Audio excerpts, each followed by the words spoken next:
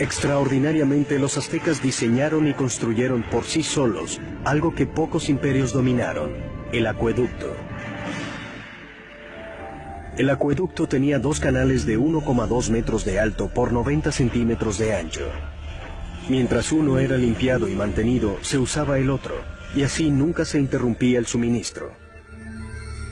El acueducto de canales paralelos recorría 5 kilómetros desde tierra firme hasta el centro de la ciudad-isla. Ya en la ciudad, el agua se vertía en fuentes públicas y tanques y se distribuía en enormes jarrones de arcilla o se llevaba en canoas. Comparados con los europeos, los aztecas eran gente muy limpia. Sabemos que el emperador azteca se bañaba 2 veces al día. Así que, en cuanto a higiene se refiere, el pueblo azteca era mucho más avanzado que el europeo. Mientras los nobles aztecas se daban lujosos baños, en la Europa de la época, la peste causada por malas condiciones sanitarias mataba a millones. El baño del rey Nezahualcóyotl era uno de los más exclusivos de América. Lo irrigaba un sistema sofisticado que también surtía de agua limpia al área externa de su palacio. Detrás está el cerro de Texcocinco.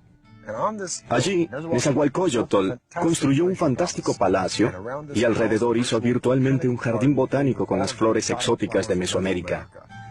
Hacía traer agua desde la Sierra Nevada por todo este lugar hasta su palacio, solo para regar sus plantas.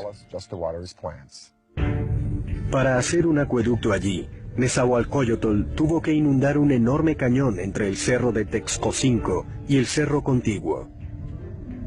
Cuando el agua llegaba al primer cerro, era recolectada en estanques pequeños para controlar la velocidad del flujo antes de que éste llegara al acueducto.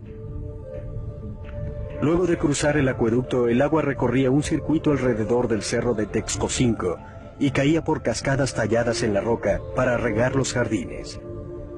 Al final caía en una piscina casi perfectamente circular llamada el Baño del Rey. Y desde aquí podía ver sus dominios en Texcoco y mirar los jardines botánicos que regaba con sus fantásticos acueductos. Es sin duda un baño digno de un rey. A mediados del siglo XV, cuando el imperio emergía, llegó el momento de que los aztecas escogieran un señor soberano. Se le llamó Moctezuma, y sería el primero de 2 emperadores con este ahora famoso nombre. La primera orden de Moctezuma en el poder fue extender las fronteras del imperio. Los aztecas tomaron ciudades-estado al sur hacia el valle de Oaxaca, al oeste hacia el Pacífico y al este en el Golfo de México. En 1449, el imperio tenía una población cercana a los 15 millones de habitantes. En tan solo 100 años, los aztecas habían logrado lo imposible: cambiar el orden político y social en Mesoamérica. Pero mientras los aztecas tenían el dominio militar, su ciudad-isla era vulnerable a un enemigo distinto. Al igual que Nueva Orleans, Tenochtitlán luchaba constantemente contra el agua, y uno de los primeros proyectos de Moctezuma fue el de protegerla de las inundaciones. Esto es lo que queda del lago Xochimilco, en el sur de la Ciudad de México, que la época azteca era Tenochtitlán. Al igual que los otros lagos, este se alimentaba de arroyos, y por eso no había ríos ni riachuelos que drenaran el agua. Entonces, si llovía muy fuerte, el agua podía cubrir las tierras y llegar hasta la ciudad. Y eso fue lo que pasó a mediados del siglo XV, cuando una inundación catastrófica arrasó Tenochtitlán. La ciudad y el imperio quedaron casi destruidos, y su civilización tuvo que contar de nuevo con el genio de sus ingenieros y con el de uno en especial. Moctezuma recurrió a su viejo aliado Nezahualcóyotl para proteger a la ciudad que reconstruía del lago. Nezahualcóyotl diseñaría una solución que lo convertiría en el ingeniero más grandioso del continente.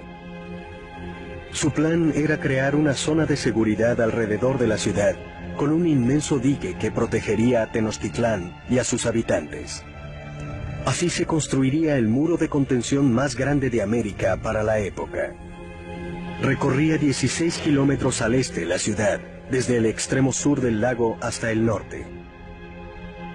Las paredes eran de un machiembrado de estacas, ramas, piedra y tierra. Como el lago no era profundo, el dique solo tenía unos 4 metros de altura, pero tenía 8 metros de ancho. Nezahualcóyotl puso compuertas al dique, muy probablemente de madera, que podían elevarse y bajarse para controlar el nivel del agua detrás del dique. El dique también servía para otro propósito, proteger el suministro de agua. Era importante construir algún mecanismo para evitar que el agua salada se mezclara con el agua dulce de la parte occidental del lago. Un ejército marcha con el estómago, eso dijo Napoleón. Y tener un vasto suministro de alimentos para los civiles es vital para el desarrollo de cualquier civilización. Pero los aztecas perfeccionaron un método único, no solo para proveer de vastos suministros a los civiles, sino también para alimentar la expansión militar de su imperio. A este revolucionario método lo llamaron chinampas. Fue un sistema que literalmente les permitió crear nuevas tierras donde cultivar y vivir. Para tener una ciudad de cualquier tamaño se debe hacer espacio para la gente, y para eso ellos hicieron estas chinampas sobre el lecho del lago. Una chinampa es básicamente una isla artificial hecha sobre el lago. Parecían estrechos campos de fútbol de unos 90 metros de largo por 9 metros de ancho. Una chinampa se hacía con un machiembrado de varas que flotaba en el agua y sobre el cual se apilaban ramas. Luego se tapaba con lodo del lecho del lago y así se le daba forma. Entre 4 y 6 hombres tardaban 8 días para hacer una chinampa de tamaño normal. Se conectaban a la ciudad por grandes canales de navegación que requerían de miles de hombres y muchos meses para hacerse. Una chinampa como esta producía hasta 7 cultivos al año, mientras que un agricultor en tierra firme producía de 1 a 3 como máximo. Cuando un cultivo en una chinampa estaba listo para la cosecha, tenían retoños listos para otro cultivo sobre un lecho de lodo en un bote adyacente. Y cuando los retoños podían sembrarse, se trasplantaban a la chinampa. Este ciclo se repetía una y otra vez y luego en miles de chinampas. Gracias a esta tecnología, Tenochtitlán pasó de ser un pueblo tribal del siglo XIV a una dominante y emergente ciudad-estado.